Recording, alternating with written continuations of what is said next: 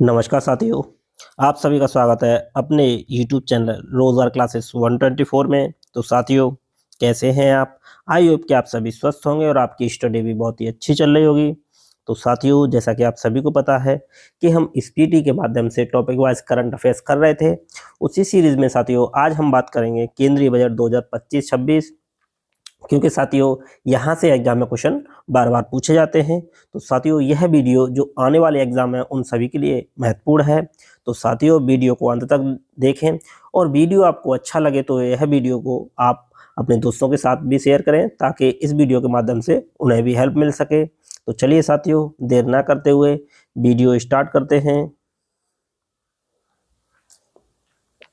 साथियों बात करेंगे केंद्रीय बजट 2025-26 की, तो चलिए देख लेते हैं। तो साथियों, वित्त मंत्री निर्मला सीतारमण ने 1 फरवरी 2025 को केंद्रीय बजट 2025-26 पेश किया, जिसमें विकास के 4 इंजनों को रेखांकित किया गया, यानी 4 पिलरों को रेखांकित किया गया। तो ये 4 पिलर या 4 इंजन कौन कौन से हैं, आइए उनको बात कर लेते हैं। तो पहला है साथियों कृषि, दूसरा है सूक्ष्म लघु और मध्यम उद्योग यानी MSME, और तीसरा इंजन है साथियों निवेश, और चौथा इंजन है निर्यात।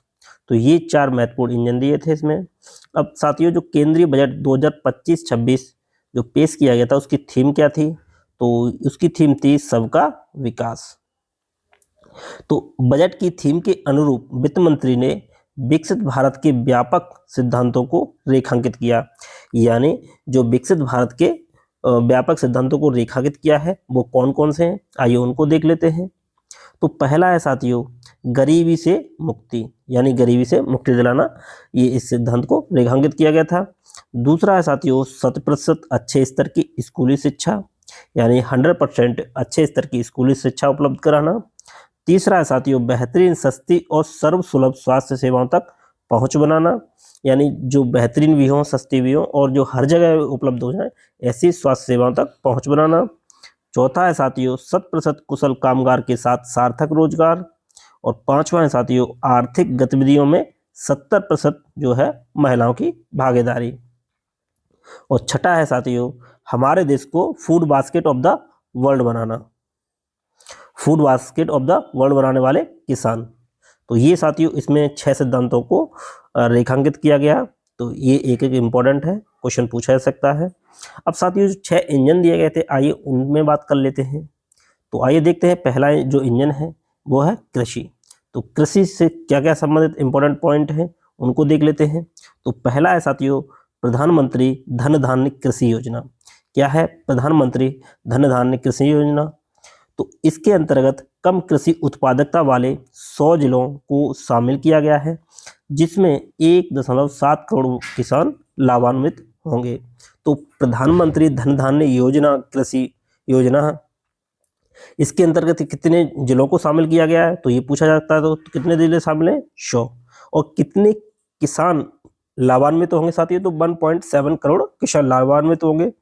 किसके द्वारा? प्रधानमंत्री धन धान्य कृषि योजना के तहत। नेक्स्ट है कि दलहनों में आत्मनिर्भरता बढ़ाना, यानी दलहनों में आत्मनिर्भरता। तो सरकार तूर, उड़द और मसूर पर विशेष ध्यान के साथ दालों में आत्मनिर्भरता के लिए एक 6 वर्षीय अभियान का शुभारंभ करेगी।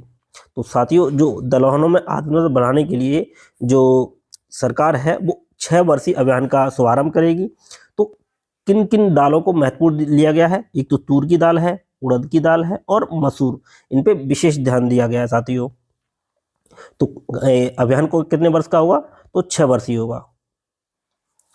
और नेक्स्ट है कि किसान क्रेडिट कार्ड की बढ़ी हुई सीमा, यानी किसान क्रेडिट कार्ड है तो उसकी सीमा बढ़ा दी गई है।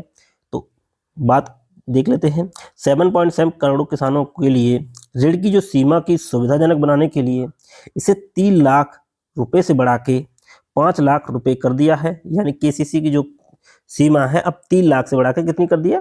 5 लाख कर दी है। और नेक्स्ट है उच्च उपज देने वाले बीजों पर राष्ट्रीय मिशन। तो अनुसंधान को मजबूत करना, 100 से अधिक उच्च उपज देने वाली और कीट प्रतिरोधी किस्मों की उपलब्धता को सुनिश्चित करना, यानी जो उच्च उपज देने वाले बीज हैं उनको उपलब्धता को सुनिश्चित करना। तो ये किसके अंतर्गत है साथियों? ये है जो पहले इंजन है कृषि से संबंधित, उसके बारे में। तो साथियों अब देख लेते हैं बजट का जो अनुमान है, उसके बाद देखेंगे दूसरा इंजन क्या है ना। तो बजट का अनुमान 2025 में तो क्या है साथियों? तो जो राजस्व प्राप्तियां हैं वो जो 2024-25 में जो बजट का अनुमान था तो उसका संशोधित रूप क्या है? 30,87,960 और 2025 और 26 में जो बजट का अनुमान है 34,20,409 करोड़, यानी 1 करोड़ रुपए में है। तो ये इसका राजस्व प्राप्तियां हैं। तो 2025-26 में कितनी है? 34,20,409 करोड़ इसका अनुमान है प्राप्त होने का। कुल व्यय कितना हो सकता है? तो ये हो सकता है 50,65,345 और राजस्व घाटा कितना रहने का अनुमान है साथियों? तो वो है 5,23,846 करोड़ रुपए और राजस्व कोषीय घाटा जो होने का अनुमान है वो है 15,68,936 करोड़ रुपए। तो ये पॉइंट साथियों याद रखना, ये एग्जाम में पूछे जा सकते हैं कि राजस्व प्राप्तियां बजट 2025-26 में कितने रहने का अनुमान है? तो वो है 34,20,409 करोड़। कुल व्यय कितने रहने का अनुमान है? तो 50,65,345 करोड़। राजस्व घाटा और राजकोषीय घाटा इनसे भी क्वेश्चन पूछा जाता है। तो राजस्व घाटा क्या? तो वो 5,23,846 करोड़ रुपए और राजकोषीय घाटा 15,68,936 करोड़ रुपए रहने का अनुमान है। आइए बात कर लेते साथियों, तो जो पैसा है वो आता कहाँ से है और जाता कहाँ से है, सर्वाधिक कहाँ से आता है और सर्वाधिक कहाँ जाता है, उसके बारे में। तो मान लेते हैं कि 1 रुपया, 1 रुपये को मान के चलेंगे तो 1 रुपये कितने बराबर होता है? 100 पैसे के बराबर। तो आइए बात कर लेते हैं। तो साथियों जो सर्वाधिक पैसा आता है ये है आता और यहाँ है जाता। तो साथियों जो पैसा आता है सर्वाधिक वो आता है उधार और अन्य देयताओं से। कितने पैसे आते हैं? 100 पैसे में से 24 पैसे आते हैं उधार और अन्य देयताओं से। निगम कर से कितना आता है? तो निगम कर से आता है 17 पैसे। आयकर से कितना आता है? आयकर से आता है 22 पैसे। सीमा शुल्क से 4 पैसे और केंद्रीय उत्पाद शुल्क से 5 पैसे आता है साथियों और जीएसटी और अन्य कर से 18 पैसे और कर भिन्न प्राप्तियों से 9 पैसे आता है और ऋण भिन्न पूंजी प्राप्तियों से 1 पैसा। तो सबसे जो इम्पोर्टेंट है तो पूछा जा सकता है कि सर्वाधिक पैसा कहाँ से आता है? तो वो आता है उधार और अन्य देयताओं से 24 पैसे आते हैं। दूसरे नंबर पे आता है आयकर से, वो आता है 22 पैसे। फिर आता है निगम कर से 17 पैसे। तो ये पूछे जा सकते हैं। अब साथियों देखते हैं कि सर्वाधिक पैसा जाता कहाँ है। तो बात कर लेते साथियों, देखिए केंद्रीय प्रायोजित योजना पे कहाँ पैसे जाते हैं? 8 पैसे जाते हैं। केंद्रीय क्षेत्र की योजनाओं के लिए 16 पैसे जाते हैं और ब्याज और अदायगी के लिए कितने पैसे दिए जाते हैं? वो दिए जाते हैं 20 पैसे और रक्षा के लिए 8 पैसे और आर्थिक सहायता के लिए 6 पैसे, वित्त आयोग और अन्य का अंतरण के लिए 8 पैसे और करों और शुल्कों में राज्यों का हिस्सा जो है वहाँ जाते हैं 22 पैसे और पेंशन के लिए 4 पैसे और अन्य व्यय के लिए 8 पैसे। तो ये साथियों 100 पैसे में से यहाँ पैसे जाते हैं। अब साथियों देखते हैं इसमें कौन इम्पोर्टेंट है। तो ये जो साथियों सर्वाधिक पैसा कहाँ जाता है? तो वो जाता है करों और शुल्कों में राज्यों का जो हिस्सा है वहाँ पे जाते कितने? 22 पैसे और दूसरे नंबर पे जाते हैं साथियों ब्याज और अदायगी में कितने पैसे? 20 पैसे। तो ये इम्पोर्टेंट है साथियों। सर्वाधिक बात करें तो करों और शुल्कों और राज्यों का जो हिस्सा है वहाँ पे जाते हैं 22 पैसे। उसके बाद जाते हैं साथियों जो ब्याज अदायगी है वहाँ पे जाते हैं 20 पैसे। तो ये साथियों जो पैसा आता है और जाता है उसका हिस्सा है। अब बात कर लेते साथियों जो केंद्रीय बजट जो रहने का अनुमान है उसमें खर्च का जो अनुमान है वो बात कर लेते हैं। तो कुल कितने खर्च का अनुमान है? तो वो है साथियों कुल व्यय का 50,65,345 करोड़ रुपए, है ना। तो देखते हैं ब्याज पे कितना खर्च होगा। तो 12,76,338 करोड़ रुपए। परिवहन में 5,48,649 और रक्षा के लिए कितना जो बजट आवंटित है यानी जो आवंटित किया गया उसका जो अनुमान है तो ये साथियों ये इंपॉर्टेंट है। तो कितना है? 4,91,732 करोड़ रुपए और प्रमुख सब्सिडी पे 3,83,407 करोड़ रुपए। पेंशन के लिए 2,76,618 रुपए। तो ये साथियों देख लीजिएगा ये इंपॉर्टेंट है स्वास्थ्य के लिए और शिक्षा के लिए। शिक्षा के लिए 1,28,650 करोड़ रुपए और स्वास्थ्य के लिए 98,311 करोड़ रुपए।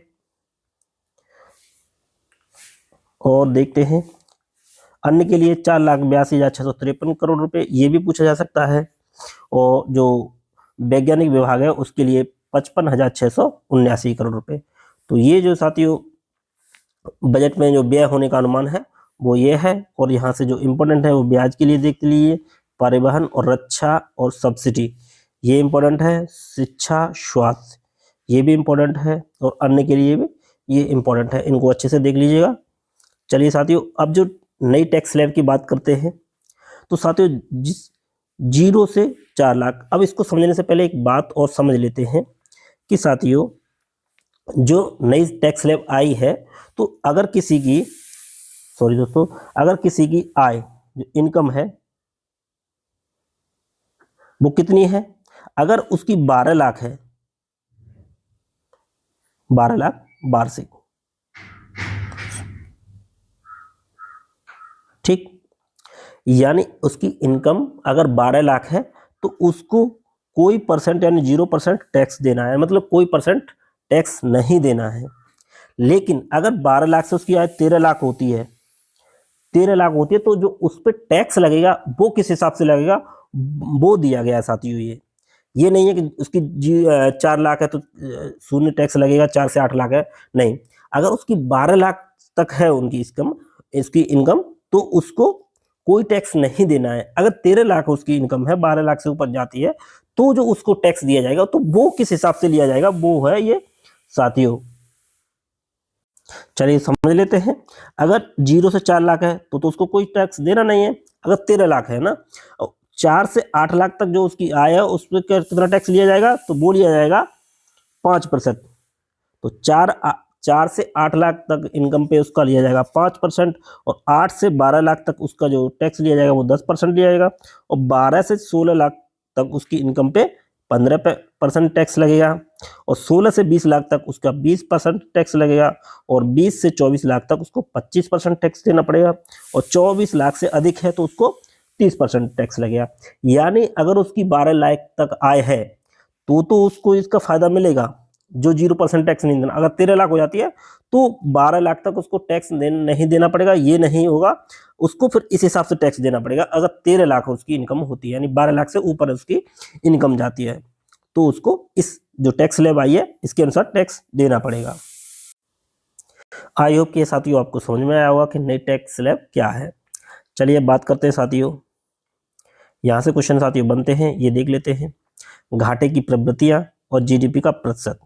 तो साथियों जो राजकोषीय घाटा है 15.69 लाख करोड़ रुपए, तो जीडीपी का कितना है साथियों 4.4%। ये भी साथियों पूछा जा सकता है कि जो राजकोषीय घाटा है वो जीडीपी का कितना परसेंट है, तो वो 4.4% है, और कितना है 15.69 लाख करोड़ रुपए।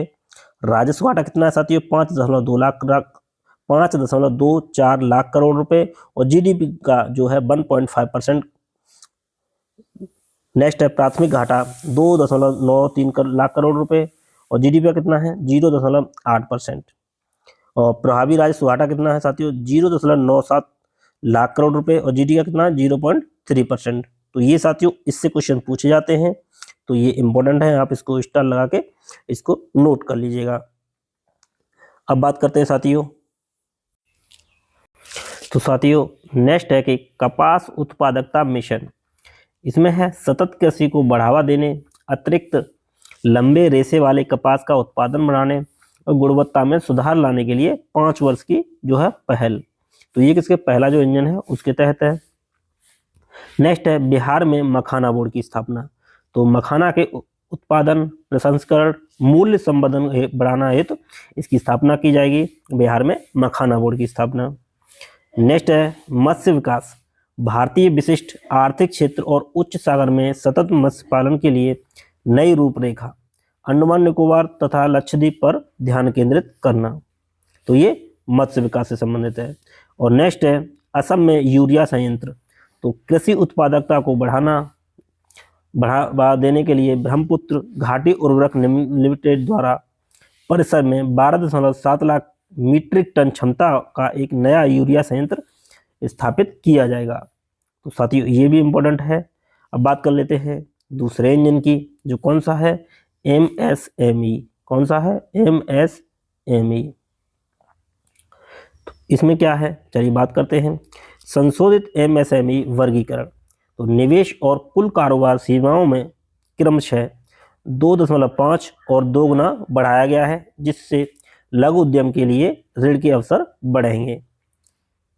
नेक्स्ट बात करते हैं सूक्ष्म उद्यम क्रेडिट कार्ड।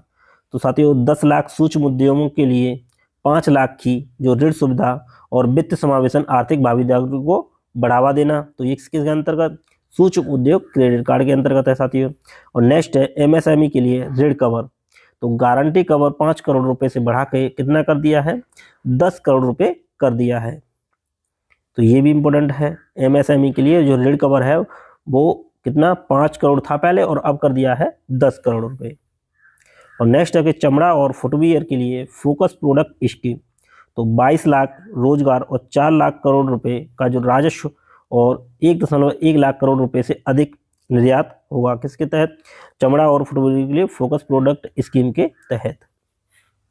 चलिए नेक्स्ट बात करते हैं खिलौना क्षेत्र का विकास, क्लस्टर और नवाचार आधारित विनिर्माण वैश्विक बाजारों में मेड इन इंडिया ब्रांड को बढ़ावा देना। किस इंडिया को बढ़ावा देना, मेड इन इंडिया ब्रांड को बढ़ावा देना।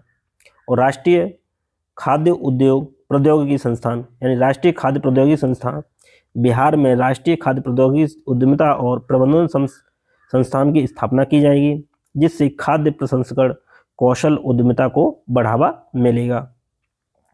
और नेक्स्ट है स्टार्टअप्स के लिए फंड ऑफ फंड्स विस्तारित दायरे और 10,000 करोड़ रुपए से अतिरिक्त योगदान के साथ स्थापित किया जाएगा। तो ये साथियों दूसरा इंजन था। अब तीसरे इंजन पे बात कर लेते हैं। तो तीसरा इंजन क्या कहता है साथियों, ये है निवेश यानी इन्वेस्टमेंट। तो शहरी चुनौती निधि शहरों को विकास केंद्र के रूप में विकसित करने, शहरों के रचनात्मक पुनर्विकास तथा जल एवं स्वच्छता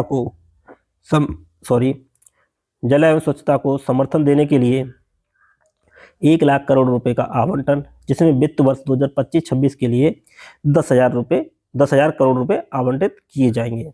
यानी जो टोटल 1 लाख करोड़ रुपए का आवंटन है, तो उसमें जो वित्त वर्ष 2025-26 में कितने 10,000 करोड़ रुपए आवंटित किए जाएंगे। नेक्स्ट बात करते हैं साथियों जल जीवन मिशन। तो जल जीवन मिशन में कुल बजट परिव्यय को बढ़ा के 67,000 करोड़ रुपए कर दिया है, तथा इस मिशन की जो अवधि है वो 2028 तक बढ़ा दी गई है। और इस मिशन से 15 करोड़ परिवारों लाभान्वित होंगे। ये साथियों मोस्ट इम्पोर्टेंट है। तो जल जीवन मिशन के लिए कितने परिव्यय है, बजट का कुल परिव्यय कितना है, तो वो साथियों बढ़ा के कर दिया है 67,000 करोड़ रुपए। और सबसे इम्पोर्टेंट है कि जो जल जीवन मिशन है उसकी जो है अवधि बढ़ा दी गई है, और कब तक कर दी गई है, 2028 तक। तो ये इम्पोर्टेंट है साथियों बहुत। नेक्स्ट है समुद्री विकास निधि। तो 25,000 करोड़ रुपए का कोष सरकार द्वारा 49% योगदान रहेगा। जहाज निर्माण, बंदरगाह और रसद बुनियादी ढांचे के लिए दीर्घकालिक वित्त पोषण समर्थन, यानी समुद्री विकास की निधि के लिए 25,000 करोड़ रुपए का जो कोष है वो सरकार द्वारा 49% योगदान है इसमें। और जहाज निर्माण, बंदरगाह और रसद बुनियादी ढांचे के लिए दीर्घकालिक वित्त पोषण का समर्थन। नेक्स्ट है IIT का विस्तार। तो 6500 यानी 6,500 अतिरिक्त छात्रों के लिए अतिरिक्त बुनियादी ढांचा, भारत की तकनीकी शिक्षा क्षमता को बढ़ावा देना। और नेक्स्ट है PM रिसर्च फेलोशिप। IIT और IISc में उन्नत अनुसंधान के लिए 10,000 फेलोशिप, किसके तहत, PM रिसर्च फेलोशिप के अंतर्गत। कितनी, 10,000 फेलोशिप। अब नेक्स्ट है कि डे केयर कैंसर सेंटर अगले 3 वर्षों में सभी जिला अस्पतालों में स्थापित किया जाएगा। वर्ष 2025-26 तक 200 सेंटर स्थापित किए जाएंगे, जिससे कैंसर उपचार की किफ़ायती उपलब्धता सुनिश्चित हो सकेगी। तो ये इंपॉर्टेंट है साथियों, डे केयर कैंसर सेंटर। तो 2025 तक कितने सेंटर स्थापित किए जाएंगे, 200। नेक्स्ट बात करते हैं भारतीय भाषा पुस्तक की योजना। तो स्कूली और उच्च शिक्षा तक पहुंच बढ़ाने के लिए क्रम में भारतीय भाषा को डिजिटल पुस्तकें उपलब्ध कराई जाएंगी, यानी भारतीय भाषा में डिजिटल जो बुक्स हैं उनको उपलब्ध कराया जाएगा। और नेक्स्ट है विकसित भारत के लिए परमाणु ऊर्जा मिशन। तो स्मॉल मॉड्यूलर रिएक्टर यानी एसएमआर के लिए 20,000 करोड़ रुपए की परव्यय के साथ इसके तहत 2033 तक स्वदेशी रूप से विकसित कम से कम 5 एसएमआर का संचालन किया जाना प्रस्तावित है।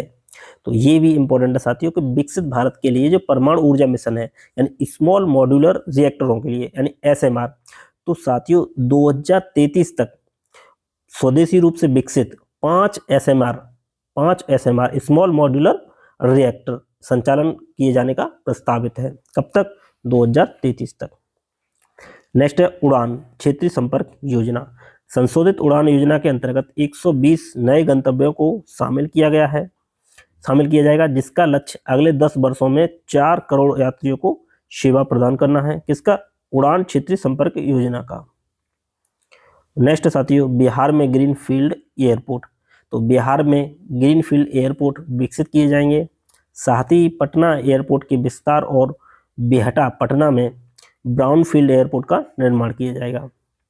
और नेक्स्ट है पश्चिमी कोसी नहर, तो ईआरएम परियोजना, पश्चिम कोसी नहर ईआरएम परियोजना। तो मिथिलांचल बिहार में सिंचाई अवसंरचना के विकास के लिए वित्तीय सहायता प्रदान की जाएगी। और नेक्स्ट है रोजगार आधारित विकास के लिए पर्यटन। तो देश भर में 50 प्रमुख पर्यटन स्थलों को राज्य के सहयोग से चैलेंज मोड के तहत विकसित किया जाएगा। तो इसमें साथियों जो मोस्ट इम्पोर्टेंट हैं आप इन्हें देख सकते हो उड़ान क्षेत्रीय संपर्क योजना के तहत, तो जिसका लक्ष्य क्या है? अगले जो 10 वर्ष हैं उसमें 4 करोड़ यात्रियों को सेवा प्रदान करना। और ये सबसे ज़्यादा इंपॉर्टेंट है विकसित भारत के लिए परमाणु ऊर्जा मिशन। इसमें क्या रखा है साथियों? जो स्मॉल मॉड्यूलर रिएक्टर है उसमें 2033 तक कितने स्वदेशी रूप से विकसित कर, तो वो है 5 एसएमआर, कम से कम 5 एसएमआर। और ये ऊपर बता चुके हैं जो इम्पोर्टेंट है। अब बात करते हैं साथियों चौथे इंजन की, जो अंतिम इंजन है क्या है? निर्यात एक्सपोर्ट। तो निर्यात संवर्धन मिशन, तो क्षेत्रीय और मंत्रालय लक्ष्यों के साथ एक वित्तीय संवर्धन मिशन का शुभारंभ किया जाएगा, जिसे वाणिज्य मंत्रालय, एमएसएमई मंत्रालय और वित्त मंत्रालय द्वारा संयुक्त रूप से संचालित किया जाएगा। तो किस किस के तहत? तो जो वाणिज्य मंत्रालय है और एमएसएमई मंत्रालय है और वित्त मंत्रालय, इन तीनों के द्वारा संयुक्त रूप से संचालित किया जाएगा। नेक्स्ट है साथियों भारत ट्रेड नेटवर्क यानी बीटीएन, एक एकीकृत डिजिटल प्लेटफॉर्म जो अंतर्राष्ट्रीय व्यापार दस्तावेजीकरण और वित्त पोषण समाधान की सुविधा प्रदान करेगा। कौन? बीटीएन। नेक्स्ट है ग्लोबल कैपेबिलिटी सेंटर्स जीसीसी, ये तो राष्ट्रीय ढांचा। तो इसमें क्या है साथियों? तो उभरते हुए दूसरी श्रेणी के यानी टायर सेकंड शहरों में आउटसोर्सिंग केंद्रों को बढ़ावा देने के लिए नीतिगत प्रोत्साहन दिए जाएंगे, जिससे भारत एक प्रमुख वैश्विक सेवा प्रदाता के रूप में उभर सकेगा। और नेक्स्ट है एयर कार्गो के लिए भंडारण सुविधा, तो उच्च मूल्य वाले नाशवंत उत्पादों के निर्यात को सक्षम बनाने के लिए उन्नत भंडार अवसंरचना का विकास किया जाएगा। तो साथियों यह वीडियो यहीं समाप्त होता है। ये कुछ इम्पोर्टेंट थे जो एग्जाम में पूछे जा सकते हैं और जिनको हमने साथियों हाईलाइट किया है वो आप एग्जाम की दृष्टि से मोस्ट इम्पोर्टेंट हैं। तो साथियों यदि वीडियो अच्छा लगे तो प्लीज़ लाइक शेयर सब्सक्राइब करना ना भूलिएगा। इसी के साथ यह वीडियो यहीं समाप्त करते हैं। Thanks for watching.